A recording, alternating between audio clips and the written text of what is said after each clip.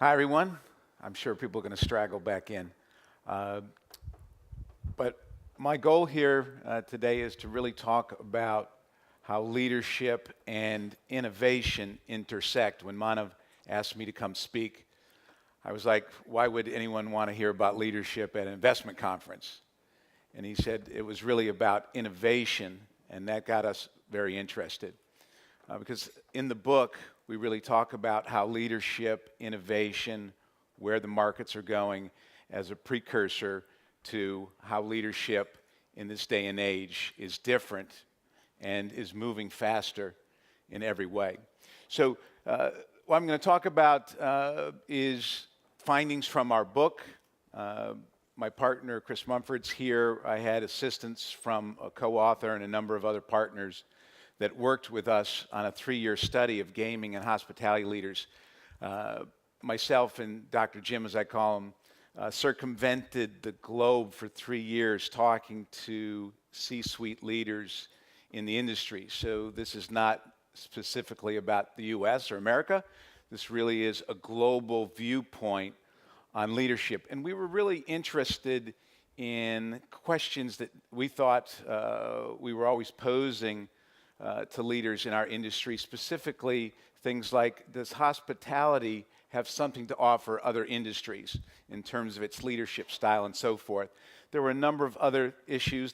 The book title, of course, on loneliness, I really won't get into, but again, a number of topics that we really wanted to discuss with leaders throughout the world. Available on Lulu. It's also going to be available Amazon, Barnes & Noble within the next few months. And really this was an after effect of our movie. I think some of you may have seen that over the last few years, called The Power of Advice. It really talks about one of the major themes of the findings in our book about the importance of advice, how to give it, how to take it, and how to build a board of advisors, as it were, and the importance of the leaders as they grew in their careers, how important advice was. So again, I encourage you to look at the movie. It's 11 minutes. I think it's very worthwhile. I have a lot of quotes. Most of them are American, so bear with me. Tell me I forget, teach me I remember, involve me and I learn. So my goal really is to do a little teaching today and hopefully engage in some meaningful conversation, because hopefully this will be a memorable experience. I wanted to talk about the 3 major takeaways from the book. There are, again, a lot of other things. The books are on the table. I'm happy to sign those. Anyone who wants a signed copy, those are for you to take. Please read them, give me feedback. I'd be very interested as we do a secondary update next year. But the takeaways. Market leaders we studied had a servant leadership style, almost to a person. The style of leadership was very different than what you might have heard from the economists talking about governmental leaders. Autocratic, authoritarian dictatorships. People in hospitality, I think, are true servant leaders. What does that mean? Servant leaders tend to put their people ahead of them or forward. They tend to get their meaningfulness as a leader through other people, the people on their teams. And so this issue of humility became a very important theme through all the people that we talked to, and this servant leadership style. There's plenty of other literature on the subject of servant leadership. Greenleaf Institute is a good one if you're interested in the subject. But we found, again, a very important aspect of hospitality leadership was this servant style. It kind of makes sense. Service, servant leadership, we're in the service business. Secondarily, adaptability and flexibility. This is something I hadn't really thought about until we started interviewing these C-suite CEOs throughout the world. Many of them household names, some of them here today, and were here yesterday. But the ability to be adaptable and flexible within a construct, very important to the C-suite leaders that we interviewed. And then this issue of a personal board of directors. I'll talk more about that because, again, very important. People called it different things. Some just called it a group of advisors. Some people called it family. But most of these people had a group of advisors that they used on most important business decisions. People argue about the difference between leadership and management. I think even recently someone said, I don't really understand the utility of the argument, but the fact is that we see it differently. Managing things, leading people.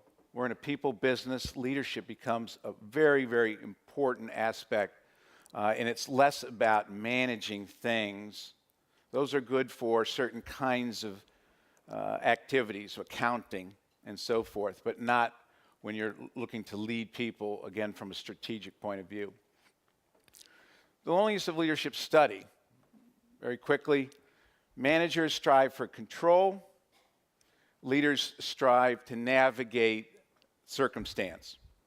Again, these leaders that we interviewed made a big distinction between the two, that they knew that control was really out of reach.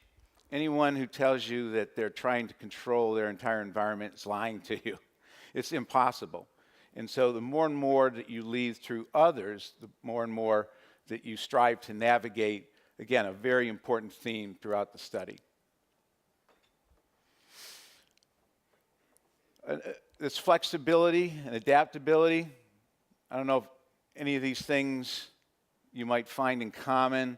American football players, so again, you might consider that the All Blacks might be, in this part of the world, a very similar comparison. But what do these things have in common? We really found that, again, it was this structure, like these towers, but also that they were extremely flexible on a day-to-day basis. In fact, that's Bill Belichick and Tom Brady of the Patriots, American football team, and they've made their bones by going to the Super Bowl, I think, last 7 out of 10 years. Probably one of the great sports dynasties. And what is it about them? They have, again, a very strong construct. They call it the Patriot way of doing business. But they outperform, outscore, out everything their competition in the second half of games. Why?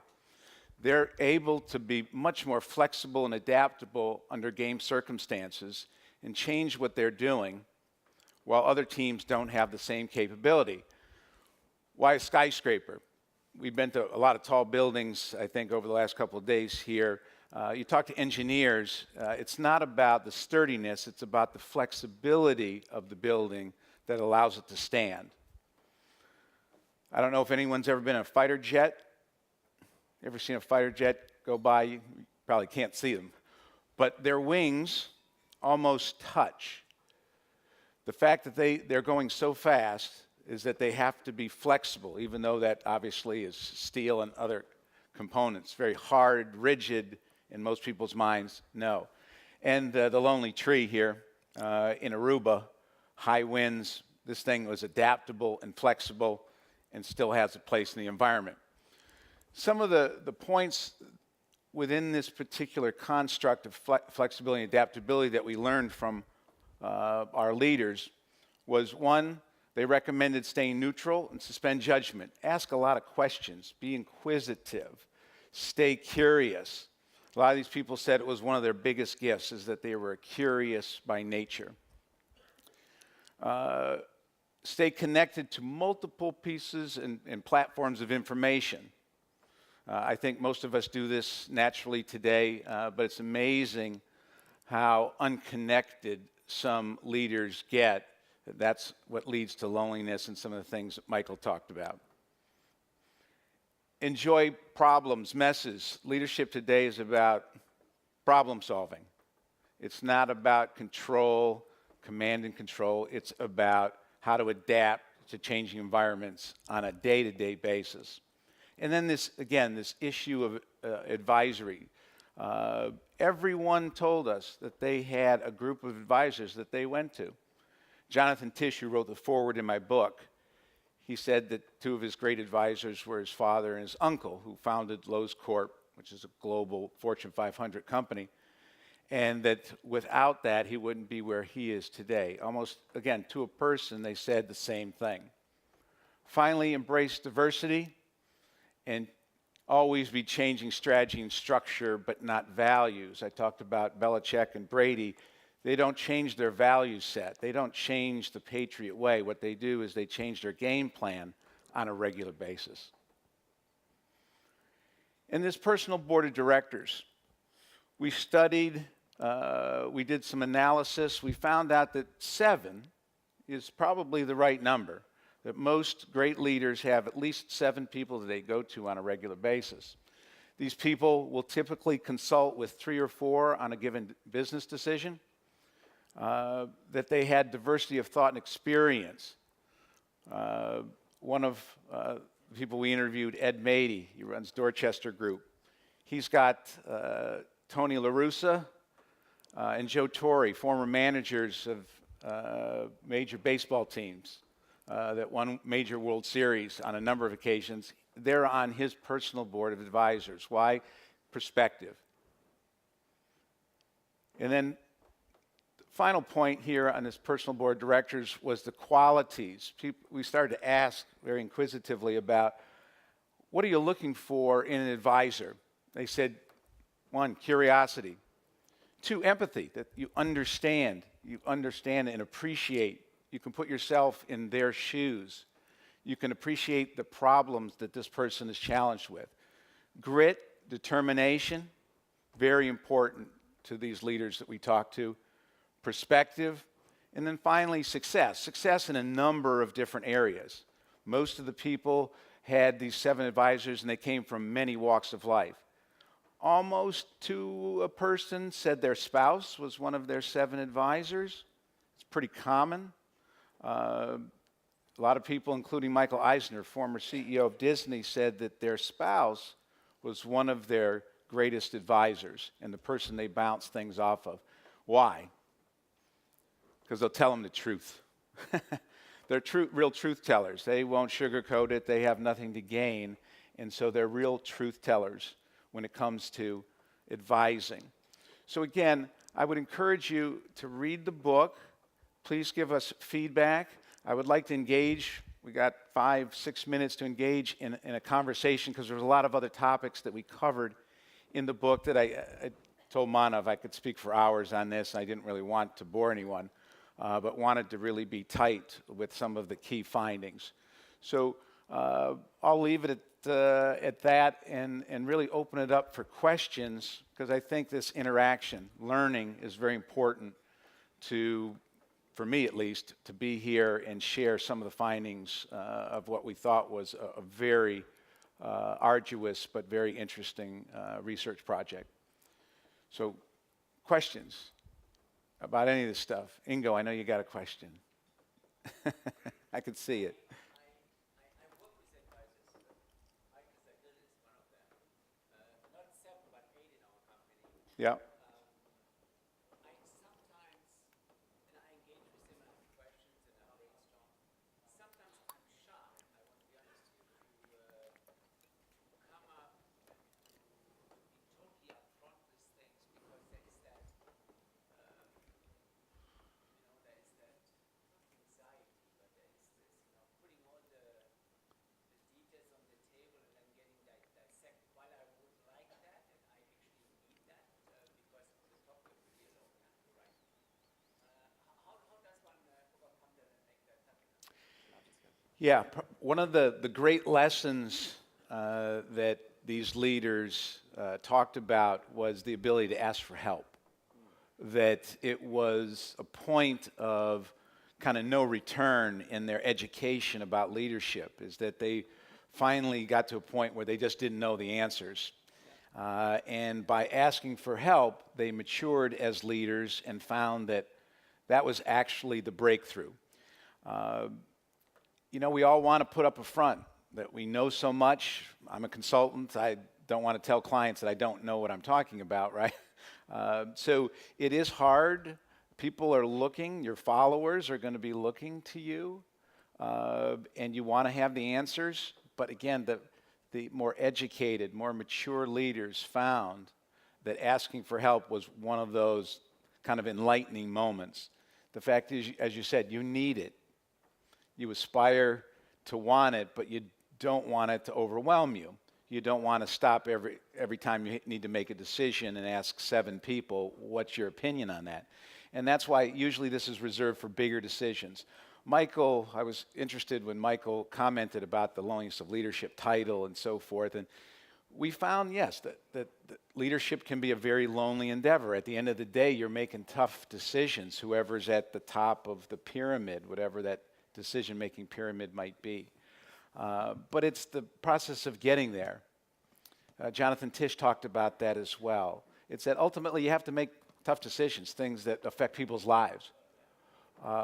But you're doing it with forethought. You're doing it with good advice, and you're doing it with a team around you. And I thought his comment was very apropos to some of the other leaders that we interviewed. It was really the teamwork around them that made them not lonely. Yes, you're alone in many cases. Sometimes solitude is not a bad thing.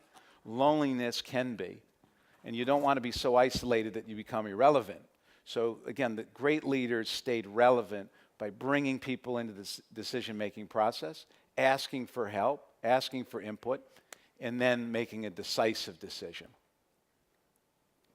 Yes, sir. Achin.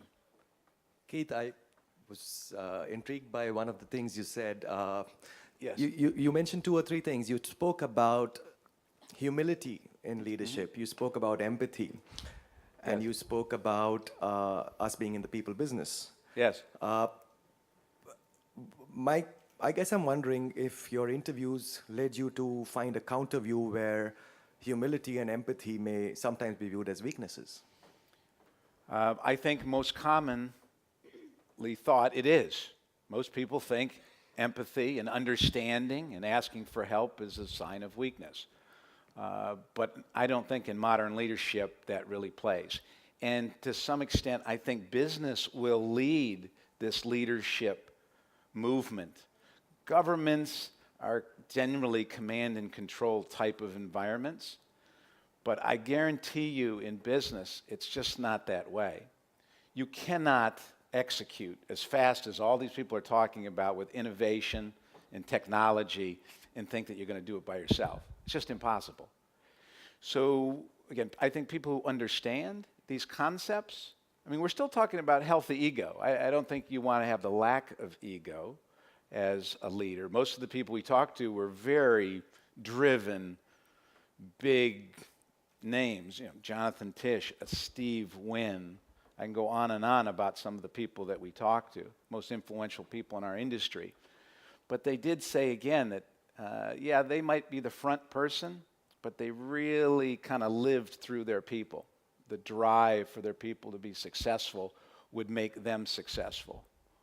Even with Steve Wynn's recent problems, the fact is he took care of his people like very few others in our industry.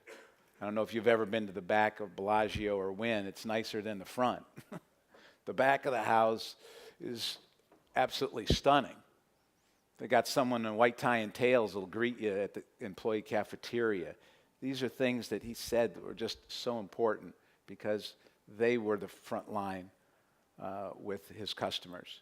So again, I don't just talk about these things. These are things that were conveyed to us in a very consistent basis. I think you just have to get over what you think might be weakness. Yeah, yes, Michael. If your study sort of was leaning towards what I would call personal power over position power, and that servitude, aspect of the leadership styles.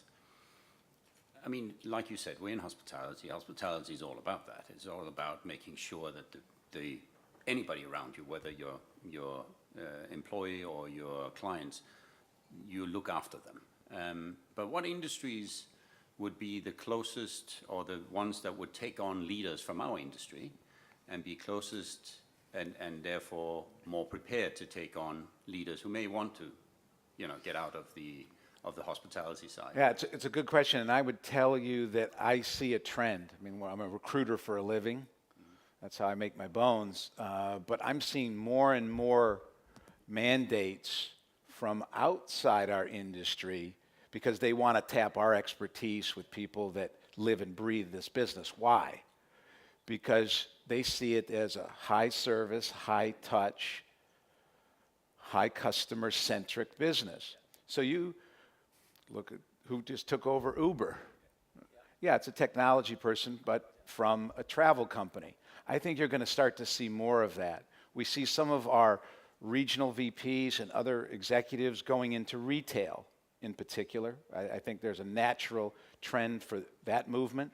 But I think anyone who's interested in high-touch businesses will look towards the hospitality space as a real opportunity to recruit talent.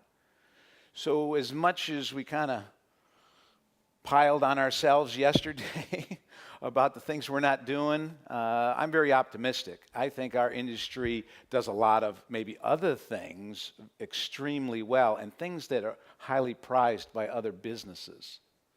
So again, I see a lot more transition happening, whereas 10 years or 20 years ago, that probably never would have happened. Because it's not about operating business, it's about building a culture, building a strategy, and then can I get the people to execute on that strategy? And then can I move quickly and adapt quickly? That skill set is very transferable. Yes, other questions? I thought I saw some other hands. Anything? Nothing from you, Chris? You've heard the speech.